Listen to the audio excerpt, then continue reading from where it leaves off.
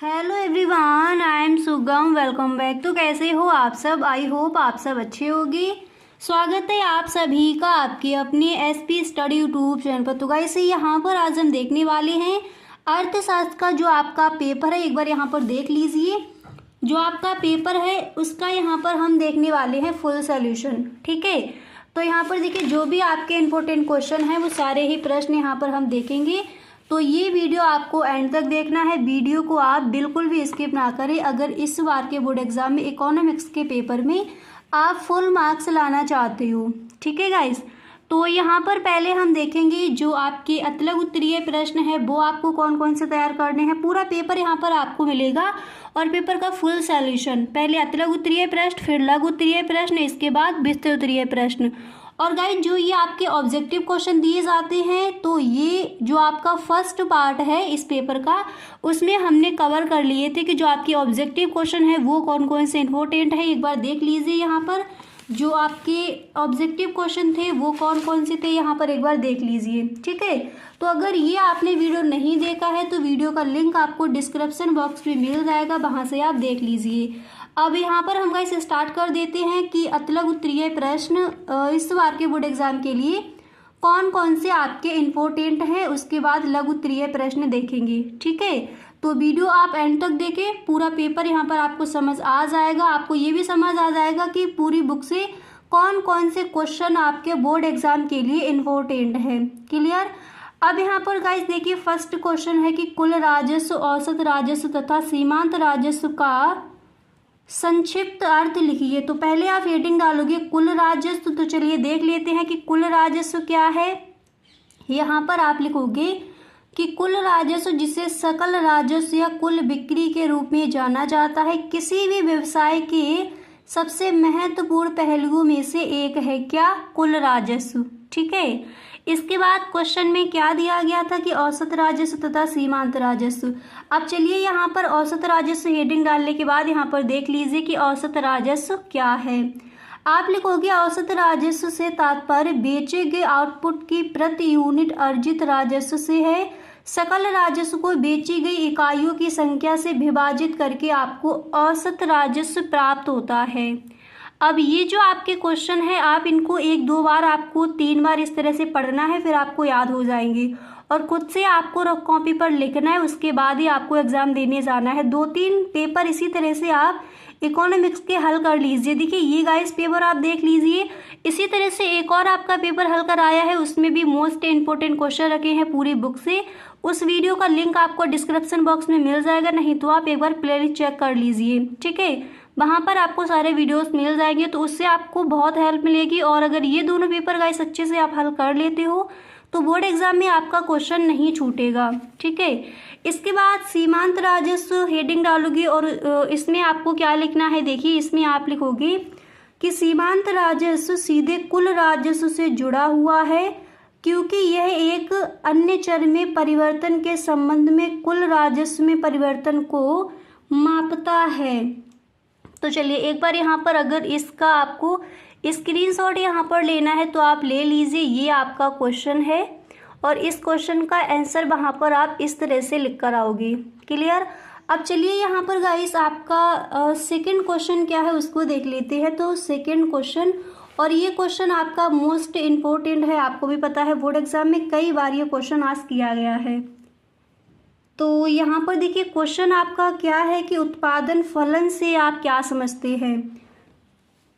तो गाइस सबसे पहले आप हेडिंग डालोगे उत्पादन फलन, फिर आप लिखोगे किसी फर्म के निर्गत अथवा उत्पाद और आगत अथवा आधा के बीच के संबंधों को उत्पादन फलन कहते हैं। इसका फॉर्मूला यहाँ पर देख लीजिए, P बराबर F कोष्टक में हो जाएगा A, B, C। ठीक है, यानी सारी संख्या। तो यहाँ पर P बराबर क्या है, P हो जाएगा वस्तु X की प्रवाह की दर, A, B, C विभिन्न साधन सेवाएं जिन्हें प्रति समय इकाई प्रयोग किया जाता है। तो इस तरह से अब ये क्वेश्चन पूरा देख लीजिए, इसका आंसर क्या है, इस तरह से वहाँ पर आप लिख कर आओगे। ठीक है, टाइम आपके पास ज़्यादा नहीं है तो आप पूरा फोकस अपनी पढ़ाई पर कीजिए। बिल्कुल भी गाइस आपको अब टाइम वेस्ट नहीं करना है। अगर सच में आप 90+ स्कोर करना चाहते हो तो गाइस सही ढंग से अब आपको अपनी स्टडी करनी है। इसके बाद यहाँ पर अगला क्वेश्चन आप कौन सा तैयार करोगे, चलिए उसको देख लेते हैं।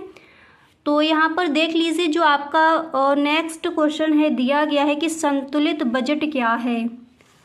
ठीक है, तो संतुलित बजट क्या है, आप यहाँ पर लिखोगे संतुलित बजट वह बजट है जिसमें सरकार की आय तथा व्यय दोनों बराबर होते हैं।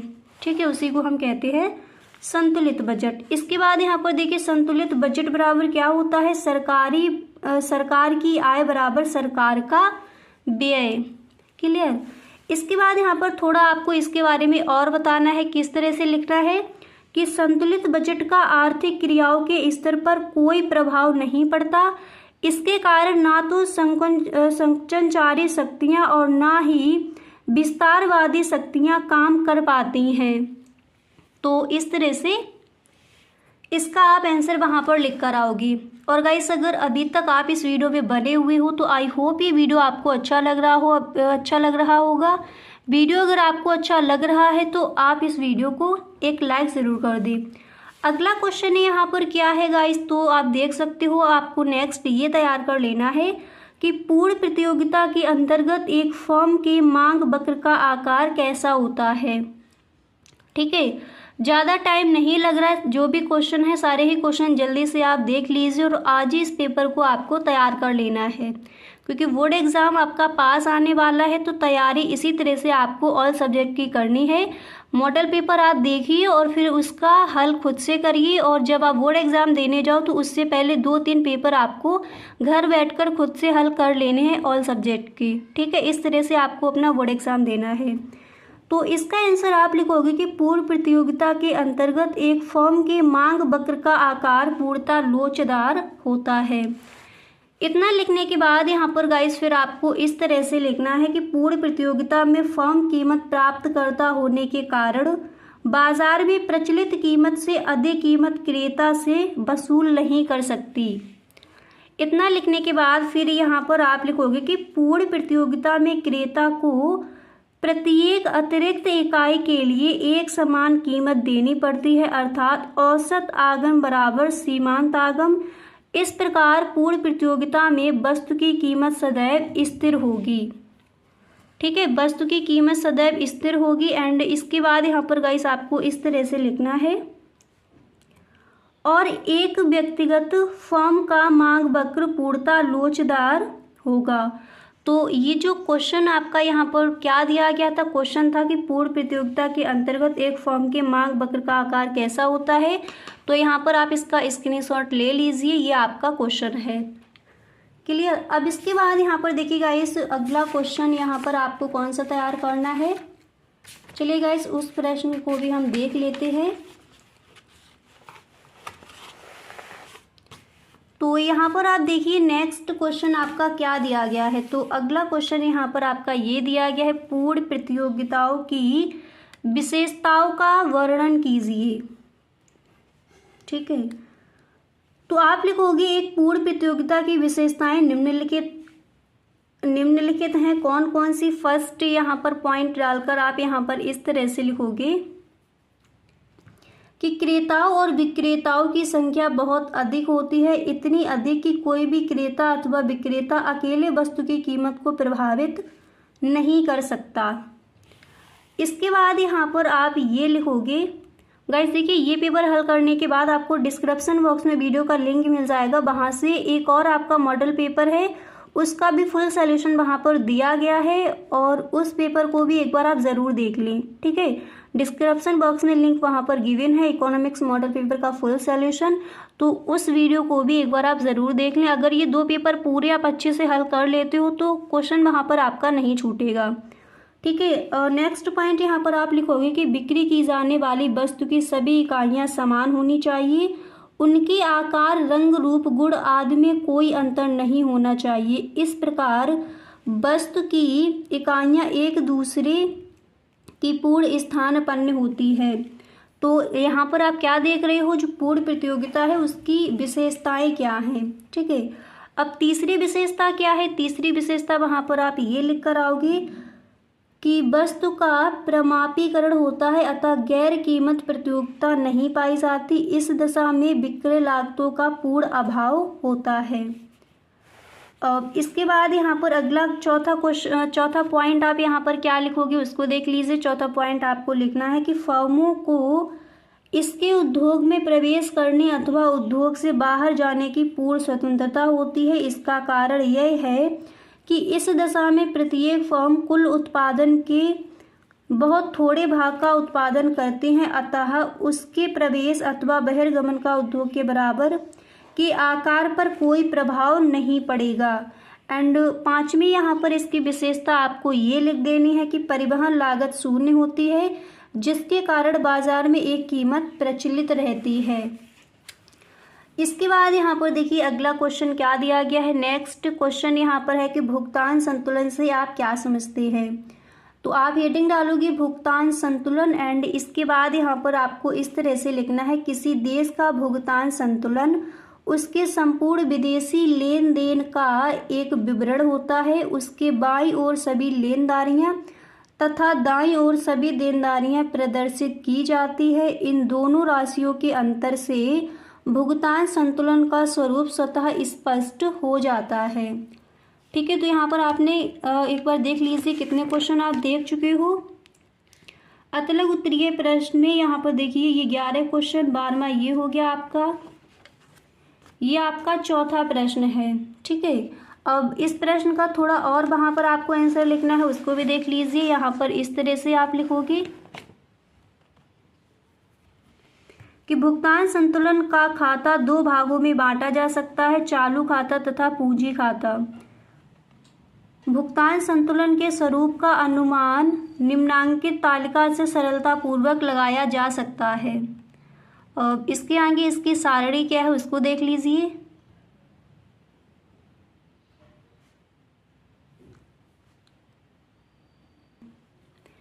इसके बाद यहाँ पर देखिए आप इस तरह से इसकी सारणी एक बार देख लीजिए। आप इधर लिखोगे लेन या निर्यात, देन या आयात। इसमें आपको लिखना है कि वस्तुओं का निर्यात, सेवाओं के निर्यात से होने वाली आय। इधर आपको लिखना है कि वस्तुओं का आयात। ठीक है, सेवाओं के निर्यात से होने वाली आय, सेवाओं की आयात का विदेशों को भुगतान। ठीक है, भुगतान संतुलन का विवरण। इसके बाद यहाँ पर आपको लिखना है कि विशेषज्ञों की सेवाएं, यात्राओं की सेवाएं, व्यापारिक कंपनियों द्वारा की गई सेवाएं। और इधर आप लिखोगे विशेषज्ञों की सेवाएं, यात्राओं की सेवाएं, व्यापारिक कंपनियों द्वारा की गई सेवाएं। और तीसरा पॉइंट इधर आपको निर्यात में यहाँ पर तीसरा पॉइंट लिखना है कि विदेशी ऋणों तथा पूंजी से प्राप्त आय यानी मूलधन, ब्याज तथा लाभांश। और इधर आपको लिखना है कि विदेशी ऋणों व पूंजी का भुगतान जैसे ऋण, ब्याज व लाभांश। एंड यहाँ पर आपको नेक्स्ट पॉइंट क्या लिखना है और इधर क्या लिखना है एक बार देख लीजिए। इधर आपको लिखना है कि विदेशी सरकारों द्वारा देश में किया गया व्यय, सरकार द्वारा विदेशों में किया गया व्यय। क्लियर। अब इसके बाद यहाँ पर आपको देखना है कि अगला क्वेश्चन आप कौन सा तैयार करोगे।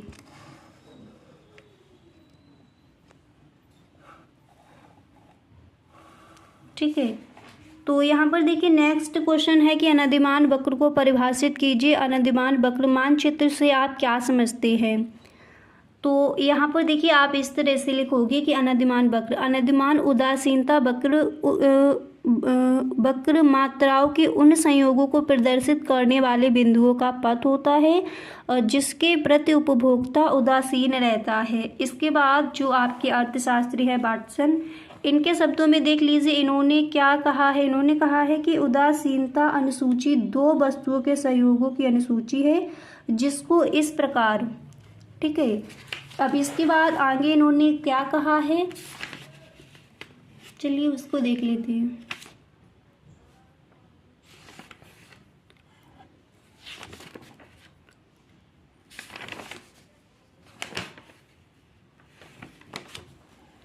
अब यहाँ पर गाइस देखिए इसके आगे आपको इस तरह से लिखना है।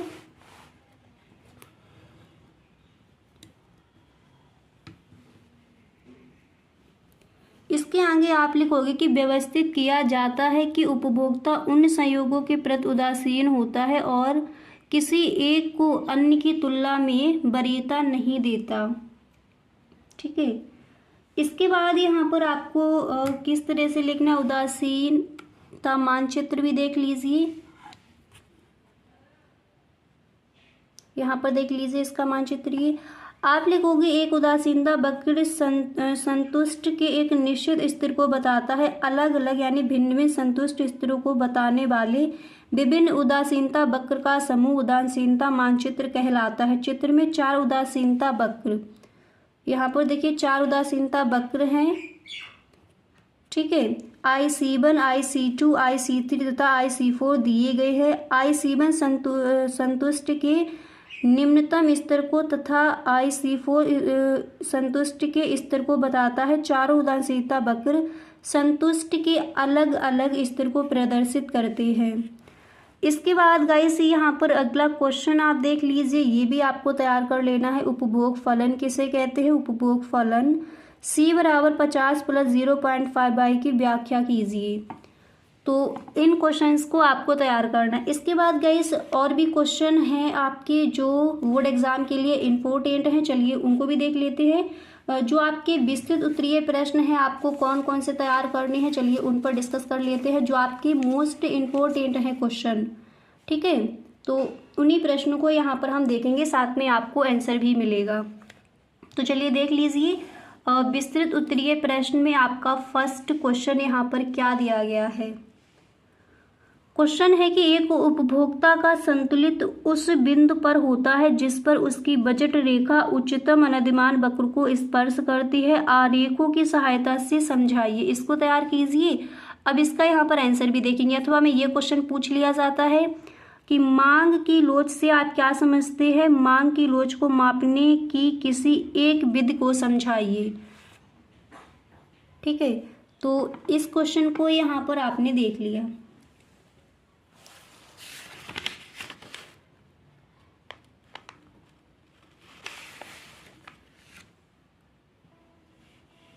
तो गाइस यहाँ पर फटाफट से देख लीजिए इसका आंसर क्या हो जाएगा।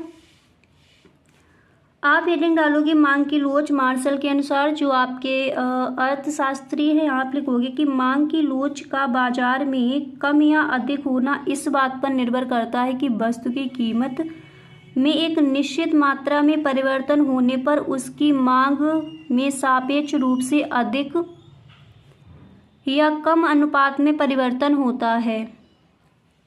ठीक है, इसके बाद यहाँ पर आपको जो आपके अर्थशास्त्री है सैमुअल्स, इनके अनुसार आप देख लीजिए इन्होंने मांग की लोच परिभाषा किस तरह से दी है। इन्होंने कहा है कि मांग की लोच का विचार कीमत के परिवर्तन के फलस्वरूप मांग की मात्रा में परिवर्तन के अंश अर्थात मांग में प्रतिक्रियात्मकता के अंश को बताता है। अब यहाँ पर क्वेश्चन जो था उसका नीचे भी आंसर देख लीजिए। क्वेश्चन ये भी पूछा गया था, एक विधि का वर्णन कीजिए मांग की लोच को मापने की, तो प्रतिशत या अनुपातिक विधि। इसमें देख लीजिए आप यहाँ पर इस तरह से फिर आप लिखोगे कि इस रीत का प्रतिपादन प्रोफेसर फ्लक्स ने किया। इस रीत के अनुसार मांग की लोच का अनुमान लगाने के लिए मांग में होने वाले अनुपातिक या प्रतिशत परिवर्तन को कीमत में होने वाले अनुपातिक या प्रतिशत परिवर्तन से भाग दिया जाता है। ठीक है, इसके आगे भी इसका आंसर है और ये गाइस जो आपका क्वेश्चन है ये मोस्ट इम्पोर्टेंट है। अब इसके आगे इसका आंसर क्या हो जाएगा, चलिए उसको देख लेते हैं।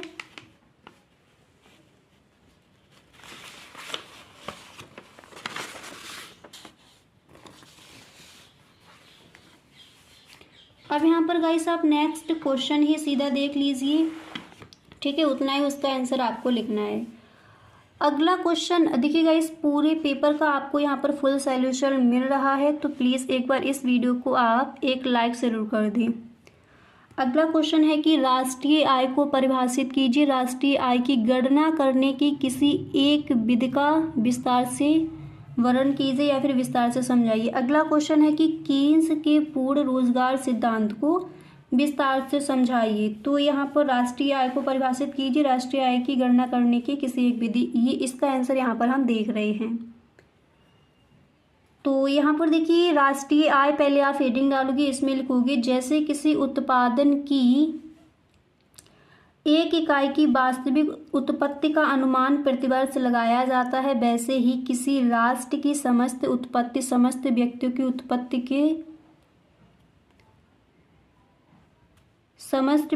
उत्पत्ति के का अनुमान लगाया जाता है। संपूर्ण उत्पत्ति उस राष्ट्र की राष्ट्रीय आय या लाभांश होती है। क्वेश्चन ये इतना भी आपका पूछा जाता है कि राष्ट्रीय आय क्या है। ठीक है, तो यहाँ पर राष्ट्रीय आय मापने की व्यय विधि को देख लीजिए।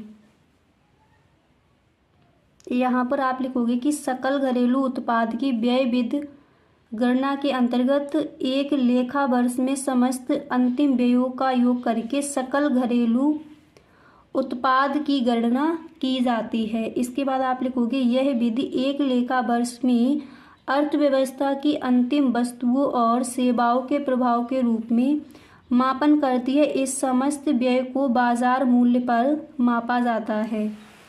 एंड इसके बाद यहाँ पर आपको इस तरह से लिखना है, मापा जाता है। अंतिम व्यय को निम्नलिखित भागों में विभाजित किया जाता है, जैसे फर्म द्वारा उत्पादित वस्तुओं और सेवाओं पर अंतिम उपभोग व्यय CI। इसके बाद आप लिखोगे अंतिम निवेश व्यय यानी II, अर्थात पूंजीगत व्यक्तियों पर व्यय, उत्पादित वस्तुओं एवं सेवाओं पर उस सरकारी व्यय GI और विदेशी को निर्यात व्यय XI। तो इस तरह से आप इस प्रश्न का आंसर वहाँ पर लिखोगे। एक बार इसका आप स्क्रीनशॉट ले लीजिए, मोस्ट इम्पोर्टेंट है। एक विधि आपकी हर बार पूछ ली जाती है। ठीक है, तो ये 3 जो आपकी विधियां हैं उनको आपको तैयार कर लेना है। क्वेश्चन आपका इम्पोर्टेंट है, कई बार पूछा भी गया है। अगला क्वेश्चन यहाँ पर क्या दिया गया है गाइस,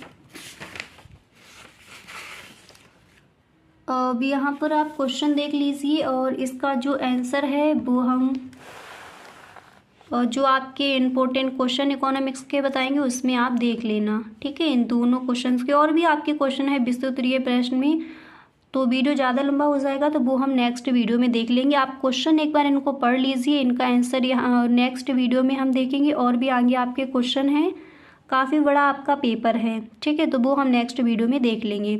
तो गाइस मिलते हैं अब नेक्स्ट वीडियो में। आज के लिए बस इतना ही। अगर सच में आपको वीडियो अच्छा लगा है तो please tell me in the comment box, आप हमें कमेंट बॉक्स में ज़रूर बताएं। और एक बार गाइस सभी दोस्तों में आप इस वीडियो को शेयर ज़रूर कर दें। Okay, thank you so much.